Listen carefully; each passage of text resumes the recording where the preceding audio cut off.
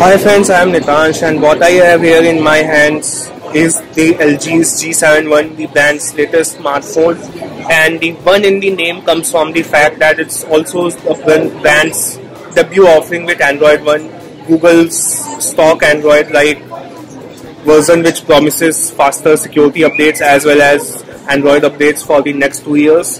And you can see the interface is very clean, there is no bloatware at all. And as of now, the smartphone is running Android 8.1.0 Oreo, but it will be getting Android 9.0 Pie update soon. The G71 can be considered as the poor man's edition of the G7 Plus Think, which was launched in India recently. And we are saying that because you will see that it comes with flagship internals instead of other Android One smartphones which offers mid-range specifications. And the G71 comes with Snapdragon 835, which is Qualcomm's last year flagship chipset, and it's coupled with 4 GB of RAM. And when you combine that with stock Android, you can see navigation is very smooth. There is no lag while switching between apps. Scrolling also seems to be very fast. In terms of the storage, you get 32 GB of memory on board the LG G71, and of course you can expand it further with the use of a micro SD card.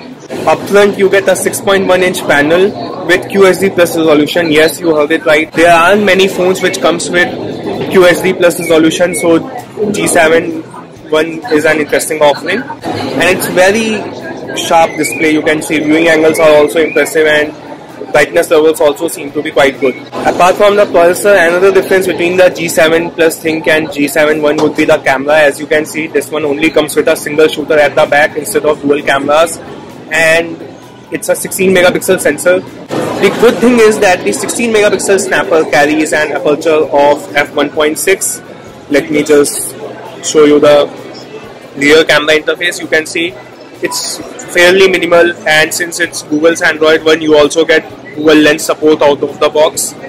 And shutter speed is very fast, so is autofocusing. You do get super bright mode, which is quite good. Of course, the smartphone can capture 4K videos because it's powered by a flagship chipset. Up front, you get an 8 megapixel camera with f1.9 aperture for selfies. And I do need to mention about the design, because even though it's a 6.1-inch panel, it's very well made thanks to a metal unibody design, and it feels very light in hand as compared to many other smartphones of its size. I don't feel like holding a fabric size smartphone, and the notch up top is also not distracting. And of course, I believe that you should be able to disable the notch as we have seen on many other phones. But since it's Android One, we have to see if that's an option or not. Battery wise, you get a 3000 mAh battery powering the LG G71, which should last you a day of use.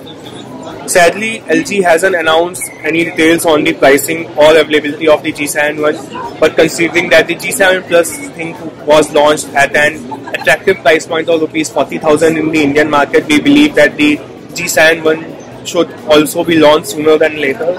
And it can fulfill a gap between 20 to 30k segment if it's launched at an aggressive price point with Android One and flagship internals.